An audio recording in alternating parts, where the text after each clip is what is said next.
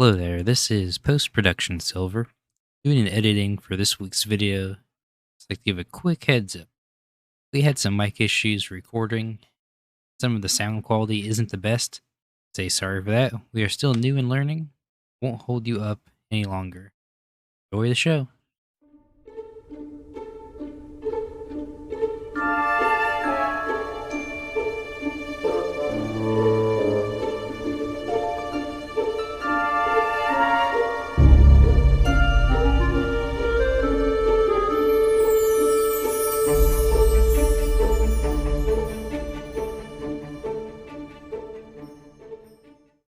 Hello and welcome to Monsters, Myths, and Mayhem. I'm Silver, and my co-host here is... Chaotically. And we actually have a special guest today as well. Phantom, if you want to say hi. Songbird. Know which one you want to be called. But hi, I'm Songbird. Well, today's episode is going to be about banshees. Anything you know about banshees, Chaotic? I know like the bare minimum. I know like there's differences. Like a lot of people say that a banshee is literally just the ability to scream at large magnitudes, and some say that it's old crones that do that. Like there's a lot of different ones that I've heard of, but not any like specific coming to my mind stories. What about you, Songbird? Do you know much about the banshee? Well, I know a little bit, kind of like the old, just basic Irish myth. But I also know that in most circumstances, they're harbingers of death. And hearing them or seeing them is usually a bad omen. So no different than any of the other creatures we have. It's fine. No, monsters myths. There we go. That's correct. They are Irish ghosts, fairies. Technically, in the older Irish, they were considered fairies. And there's many different references to them for what they look like. And they changed through the time going on. The more traditional banshee is a woman, usually older, with long black hair and pale white skin with it like really closely to the bone. Their mouth is usually agape or open all the way, like in a whale. And they have been said to either have blue eyes, really deep blue eyes, or red eyes from sobbing. Some have been seen with red clothes on. They really do. They got a lot of descriptions for them. The older ones are usually the more common, but there is some younger ones that have been seen. And there's a couple references to them as being headless, carrying a bowl of blood. Not really sure how they would be able to wail.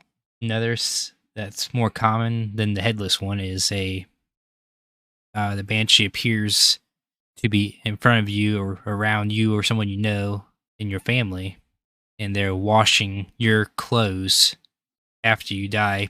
You see them washing the clothes you're wearing that's covered in blood.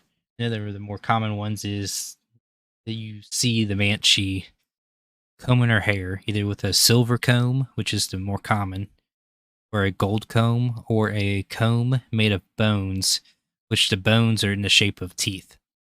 That just sounds terrifying. I think with the mouthful of blood thing, though, I think I have seen that quite a bit. Like the blood's like dripping down and they're screaming, kind of like Carrie.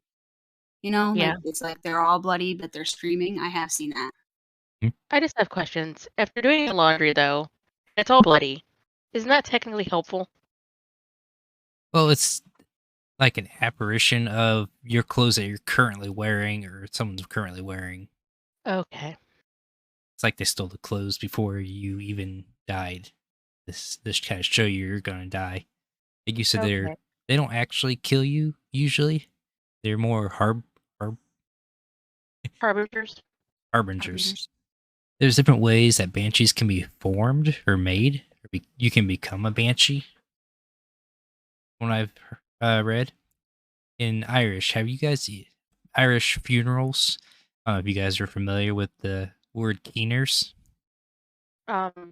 No, but I'm just guessing that's criers. Yes. Yeah, to be a keener, uh, if let's just say a family member dies and you wish to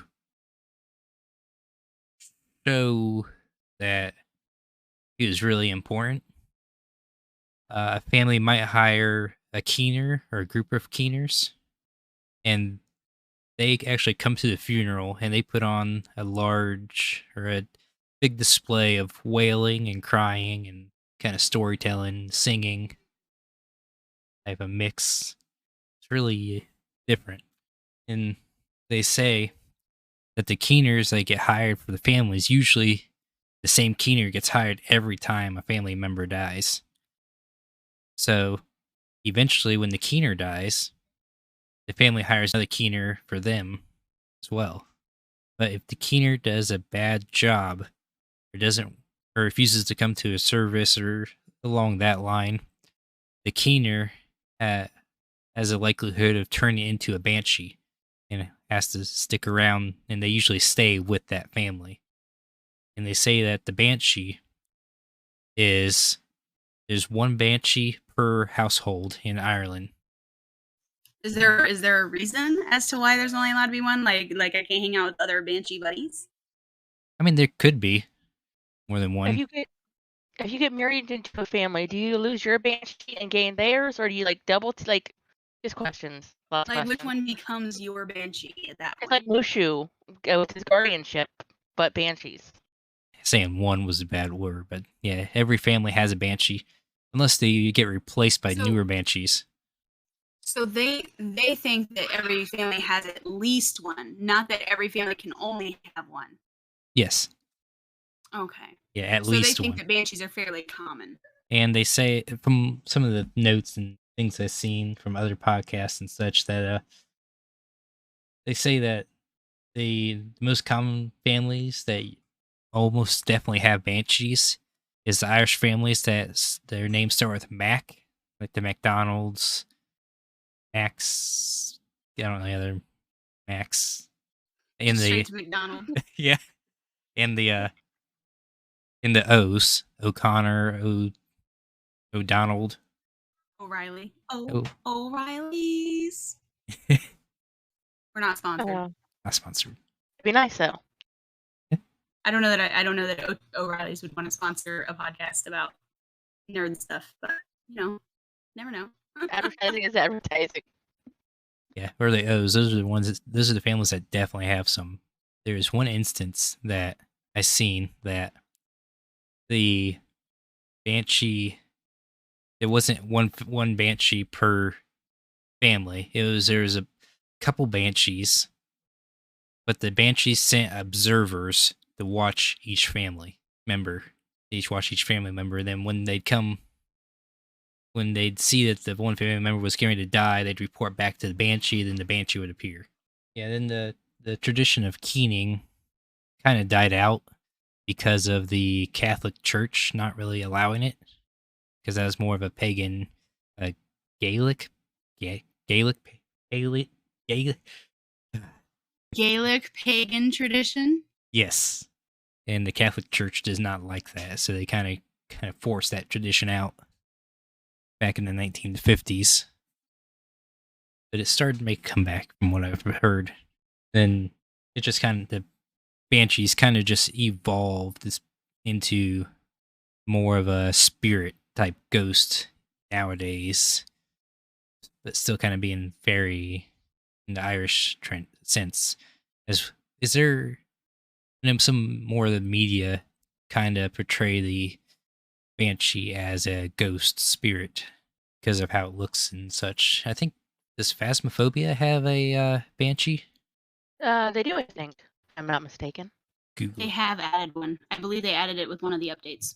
There are certain ways to kill banshees as well. Old age is not one of them. Usually it's gold. Yeah, a gold knife to the heart or Kill salt. them with gold. Yeah. Well, a gold knife. Very specific. Yep. I just Googled it. The banshee is one of the 21 types of ghosts in Phasmophobia. But they don't usually actually kill anybody. There has been cases of banshees killing people, though. And that is if you touch their comb. Not want to pick up a comb, a silver comb usually. On the if you just find a comb, don't pick it up. It could be a banshee's. Otherwise, they will track you down and they will kill you. I mean, I wouldn't want people touching my stuff either. There's this one story. This dude was out partying and he seen a banshee washing laundry along the side of the road by a stream. He didn't know. Pretty sure he didn't know it was a banshee. But he picked up this potted plant, and chucked it at the banshee. Before the pot hit the back of the banshee's head, it just disappeared. And he went back and told the people at this party what he did. That he scared off a banshee or threw this pot at the banshee and disappeared on him. Well, later that night or the next morning, he was found with the same exact flower pot smashed into the back of his head. Question for you, ladies. How tall do you think the banshee is? I've heard that they're very small, like average height, I guess. Do you have any guesses, Chaotic? I mean, I feel like I always guess wrong. So, like, Deal with it. not really. I don't know, like standard. Like standard. Okay, from what I've seen, the banshees, they're between 1 and 3 feet tall. That's not as scary to me. It's terrifying. Have you seen you? Listen, You're 4 Yeah. feet tall. I'm 5 feet for the record. I'm sorry, you're 4 feet tall. I didn't stutter. And I am 60 and inches you're- for everyone. you're Record, that's 5 feet. terrifying. So can you imagine a bunch of little, tinier yous running around hissing and screaming? Seeing my future Blood children. out their mouth? Could you imagine? Could you imagine a little 2-foot gremlin just walking up to you and screeching to high heavens and it's just got blood dribbling out of its mouth? No, thank you. Some of the newer ones and such from the newer age, they've changed very in size, the standard. But the old ones, usually, because of the fairy aspect. Banshee is actually named Banshee, which comes from Old Irish bin's side, meaning fairy woman, woman of the fairyland.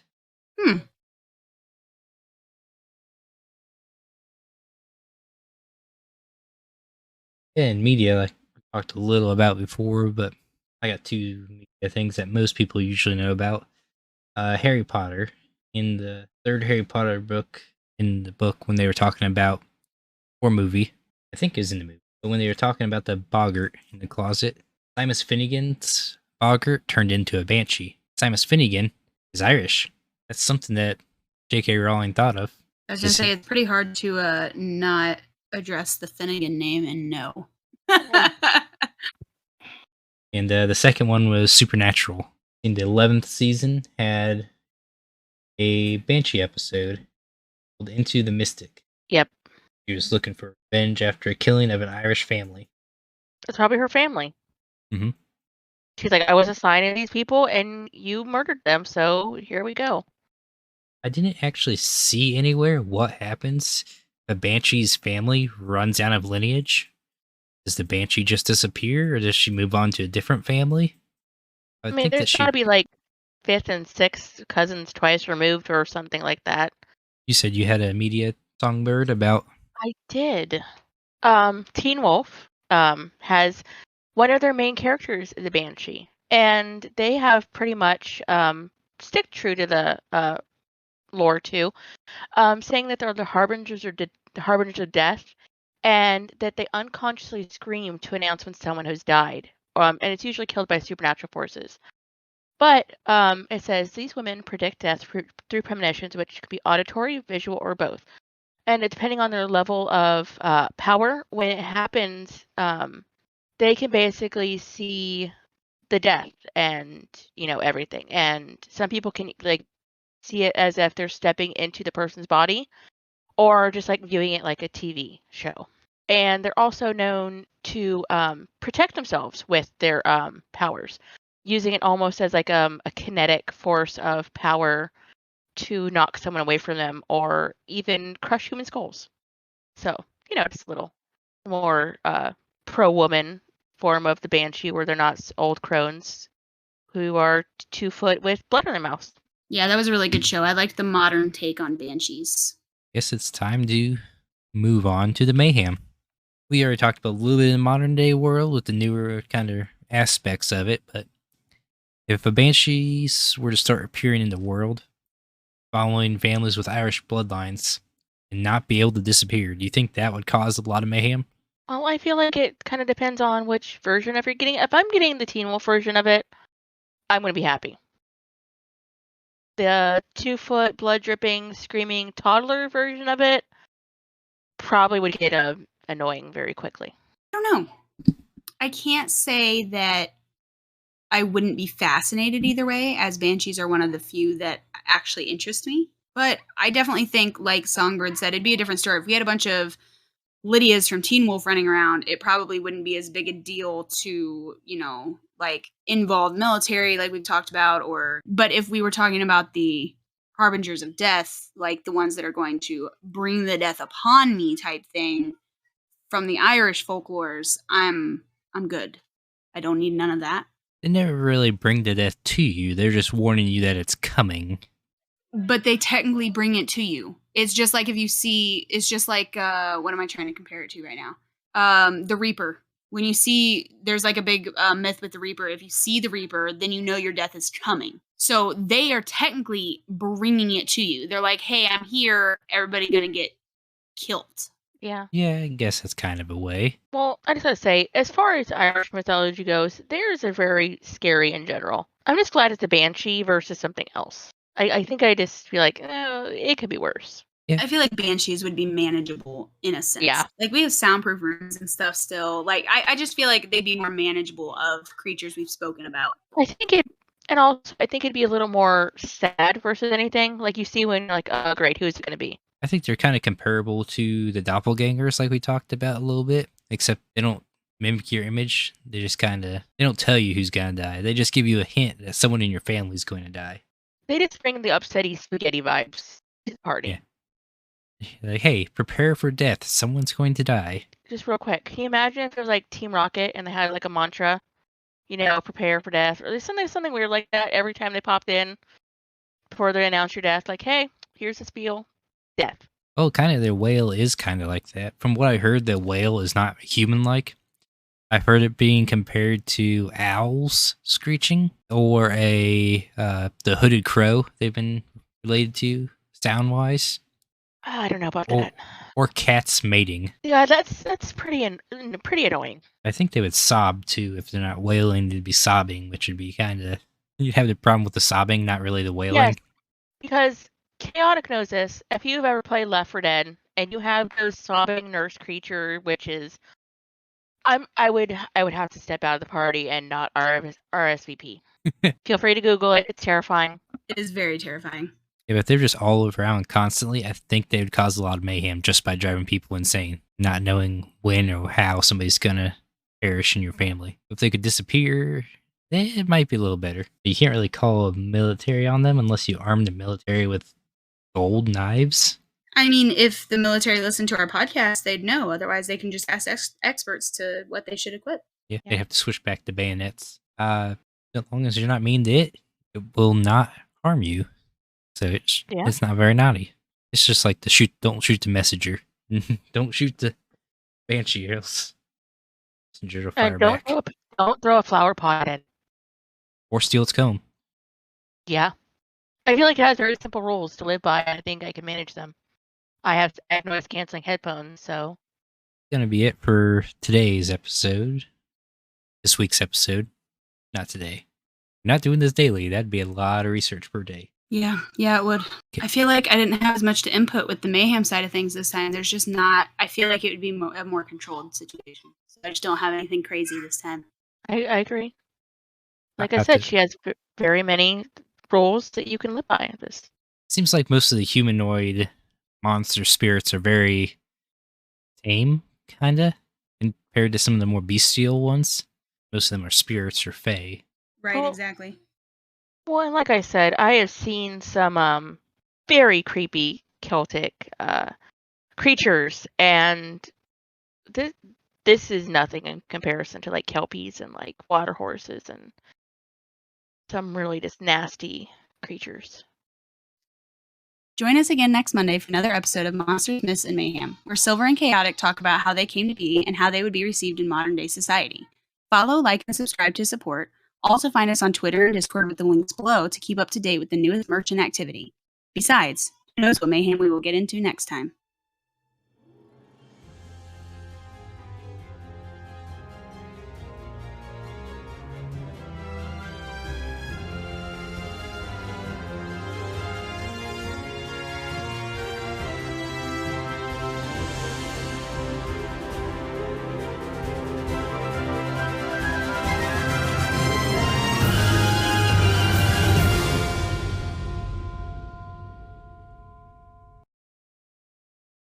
Imagine not even being ready for your intro. English, like I said in Minipoc in the other episodes, I am not good.